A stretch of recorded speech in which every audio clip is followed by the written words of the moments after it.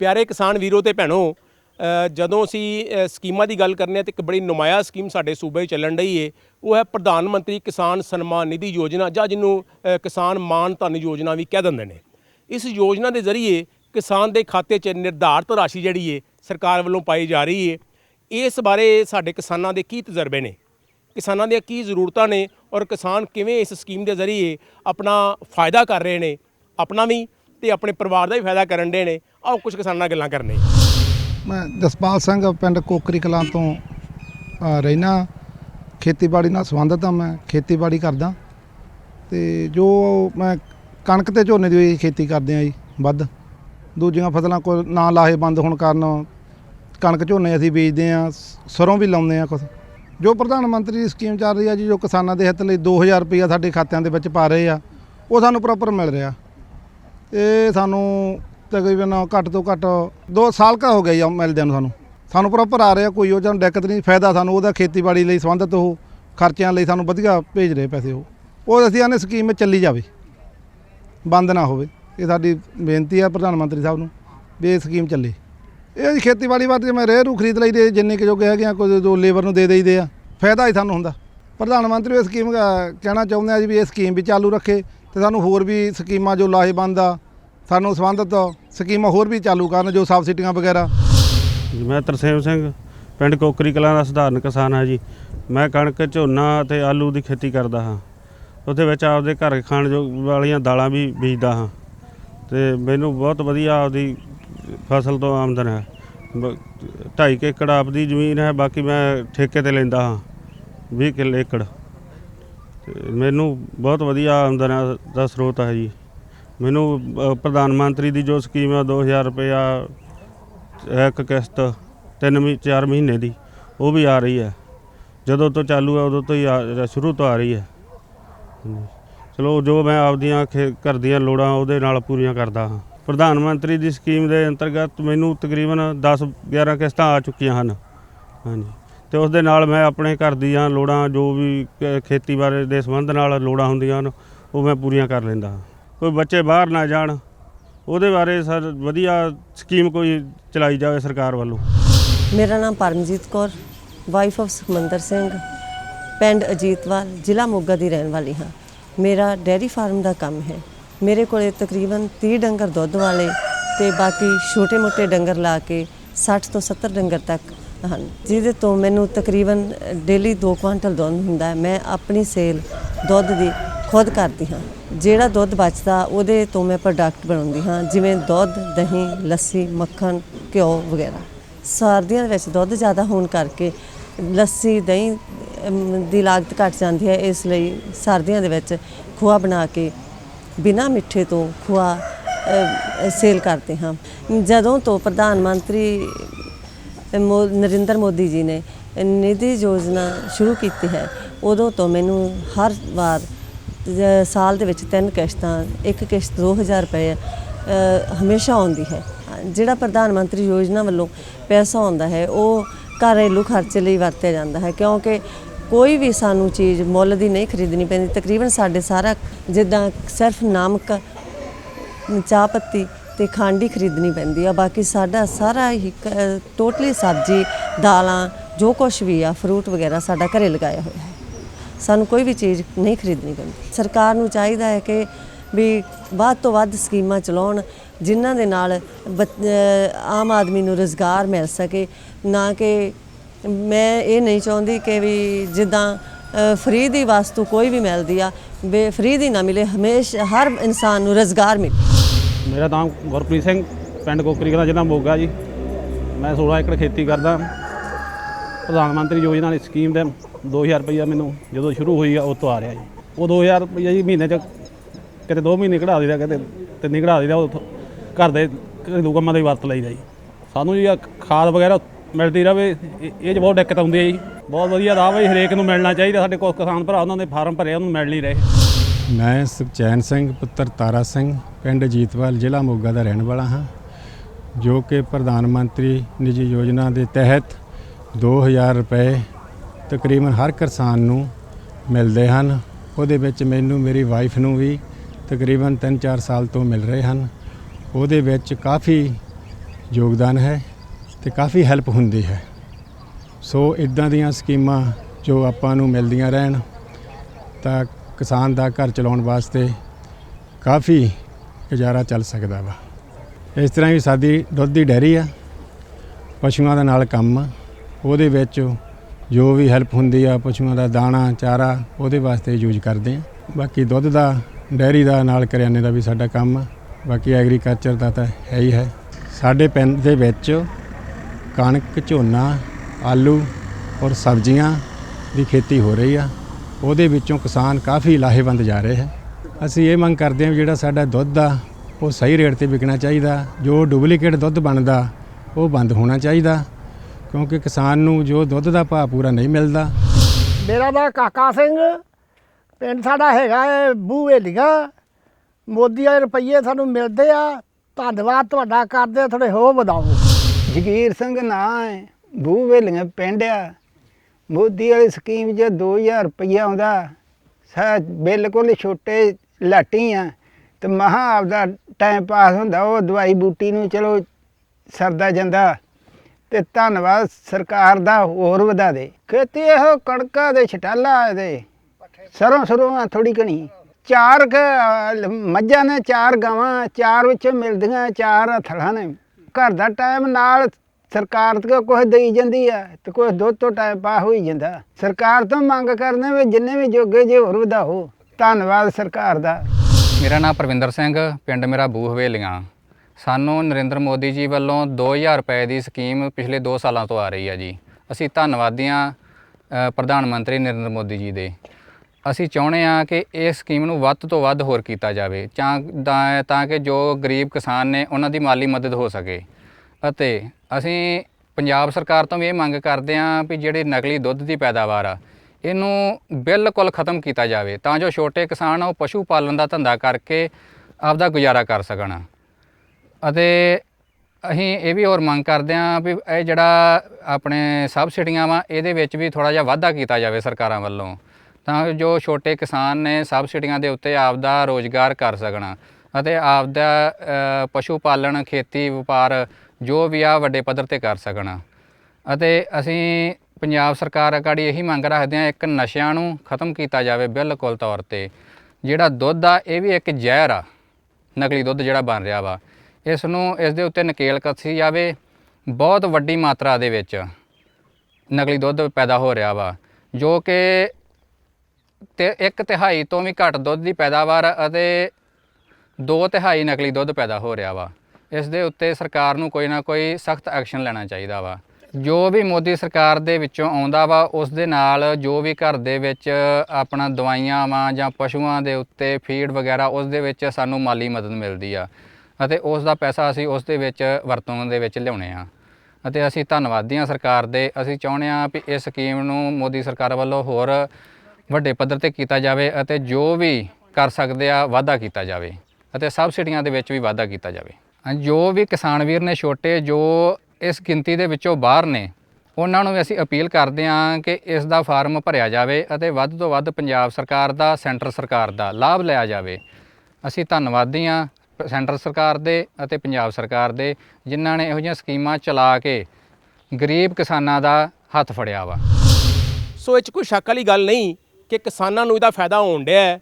ਕਿਸਾਨਾਂ ਦੇ ਖਾਤੇ 'ਚ ਰਾਸ਼ੀ ਆਉਣ ਡਈ ਹੈ, ਭਾਵੇਂ ਅਮਾਊਂਟ ਥੋੜ੍ਹੀ ਹੈ, ਪਰ ਗੱਲ ਇਹ ਹੈ ਕਿ ਕੁਛ ਨਾ ਕੁਛ ਫਾਇਦਾ ਤਾਂ ਹੁੰਦਾ ਹੀ ਹੈ।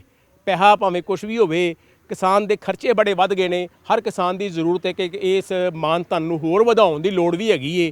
ਕਿਸਾਨਾਂ ਨੇ ਵੀ ਗੱਲਾਂ ਕੀਤੀਆਂ। ਆਸ ਹੈ ਕਿ ਇਹ ਜਿਹੜੀ ਸਕੀਮ ਹੈ ਇਹ ਸਾਡੇ ਕਿਸਾਨਾਂ ਵਾਸਤੇ ਹੋਰ ਲਾਹੇਵੰਦ ਸਾਬਤ ਹੋਵੇ ਔਰ ਕਿਸਾਨਾਂ ਦੀਆਂ ਜ਼ਰੂਰਤਾਂ ਦੇ ਖਰੀ ਉਤਰੇ। ਬਹੁਤ ਬਹੁਤ ਮਿਹਰਬਾਨੀ ਜੀ।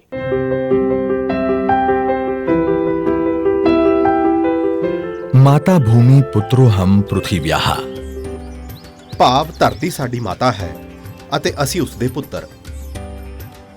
ਮਾਤਾ ਤੇ ਪੁੱਤਰ ਦੇ ਇਸ ਪਵਿੱਤਰ ਰਿਸ਼ਤੇ ਦਾ ਪੁੜ ਭਾਵ ਕੁਦਰਤੀ ਖੇਤੀ। ਕੁਦਰਤੀ ਖੇਤੀ ਪ੍ਰਕਿਰਿਆ ਵਿੱਚ ਧਰਤੀ ਦਾ ਅੰਮ੍ਰਿਤ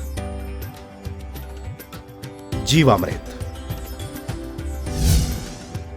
ਆਓ ਆਪਾਂ ਜਾਣਦੇ ਹਾਂ ਕਿ ਜੀਵਾਮ੍ਰਿਤ ਦਾ ਨਿਰਮਾਣ ਕਿਵੇਂ ਹੁੰਦਾ ਹੈ।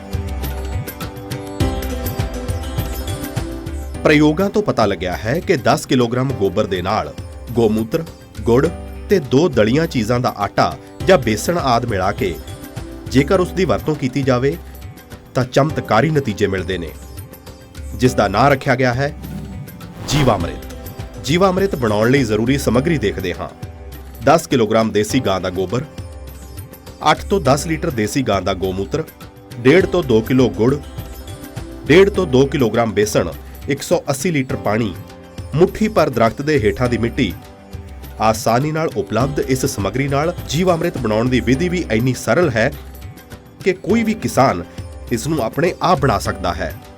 ਇਸ ਸਮੱਗਰੀ ਵਿੱਚੋਂ ਗੁੜ, ਬੇਸਣ ਅਤੇ ਗੋਬਰ ਨੂੰ ਪਾਣੀ ਜਾਂ ਗੋਮੂਤਰ ਦੀ ਵਰਤੋਂ ਕਰਕੇ ਚੰਗੀ ਤਰ੍ਹਾਂ ਮਸਲ ਕੇ ਤਰਲ ਜਿਹਾ ਬਣਾ ਲਓ।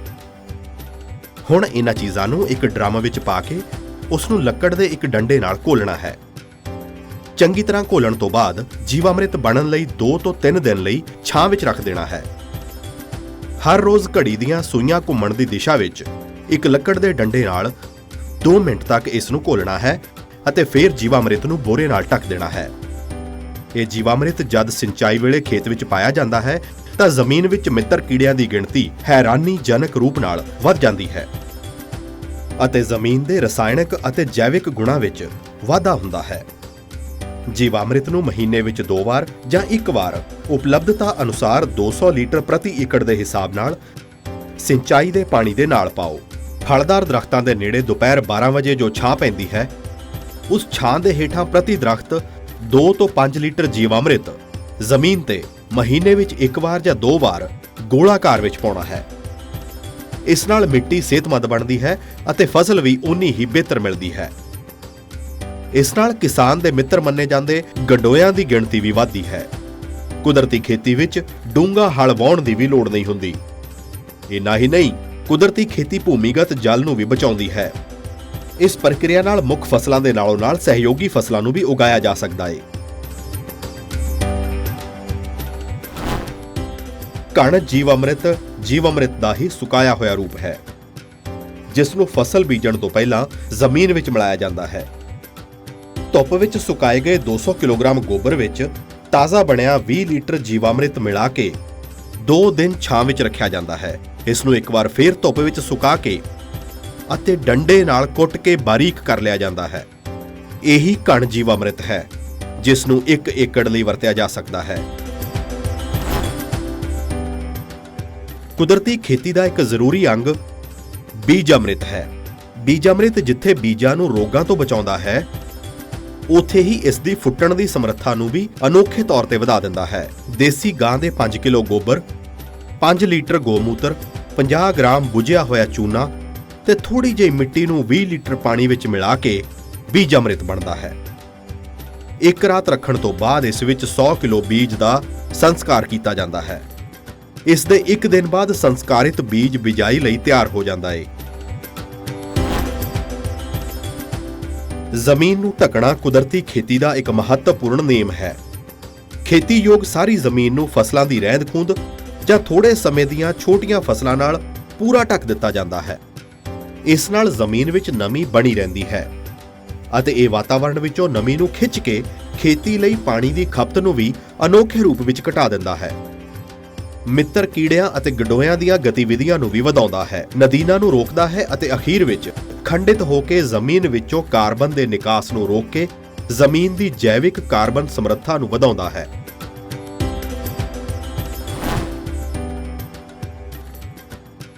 ਇਸ ਖੇਤੀ ਵਿਧੀ ਵਿੱਚ ਵਾਪਸਾ ਨਿਰਮਾਣ ਵੀ ਇੱਕ ਮਹੱਤਵਪੂਰਨ ਪ੍ਰਕਿਰਿਆ ਹੈ, ਜਿਸ ਵਿੱਚ ਜ਼ਮੀਨ ਵਿੱਚ ਹਵਾ ਅਤੇ ਨਮੀ ਦਾ ਬਰਾਬਰ ਸੰਤੁਲਨ ਬਰਕਰਾਰ ਰੱਖਿਆ ਜਾਂਦਾ ਹੈ।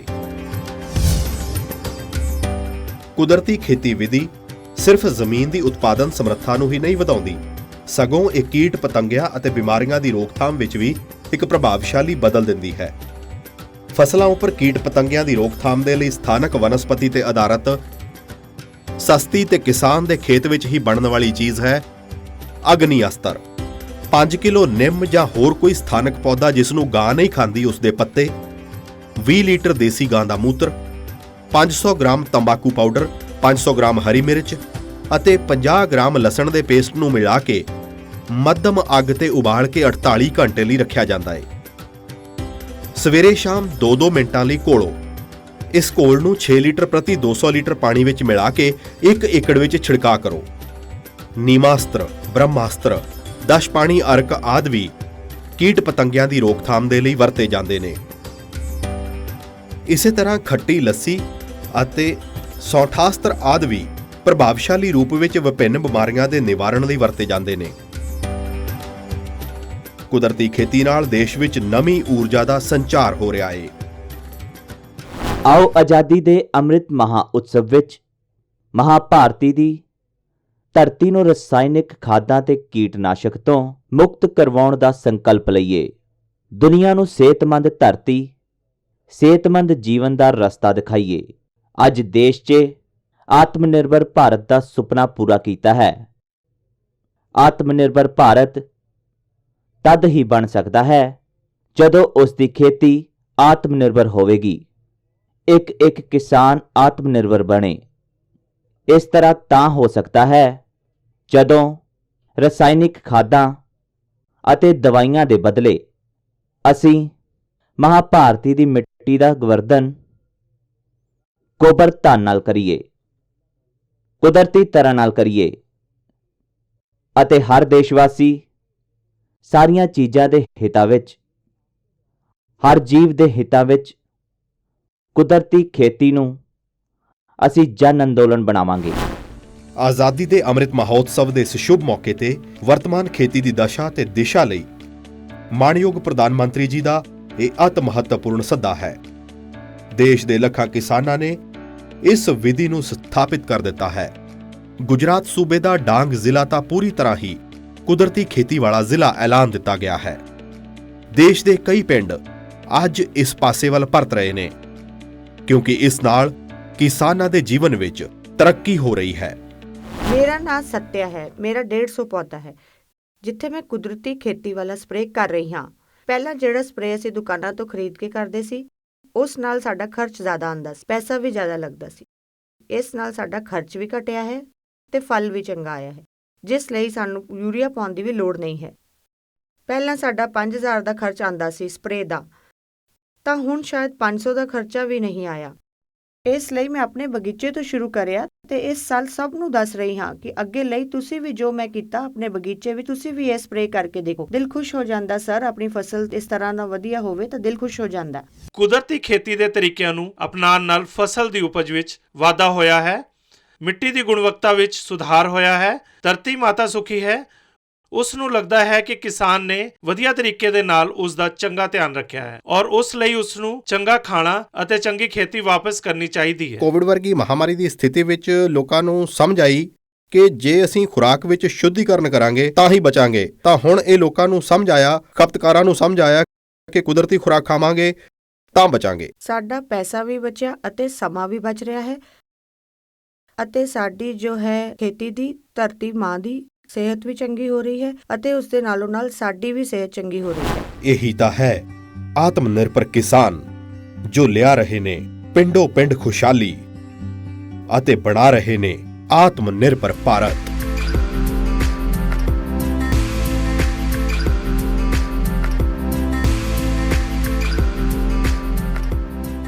ਕੁਦਰਤੀ ਖੇਤੀ, ਆਤਮ ਨਿਰਭਰ ਭਾਰਤ ਦੇ ਆਤਮ ਨਿਰਭਰ ਕਿਸਾਨ ਦੀ ਖੁਸ਼ੀ।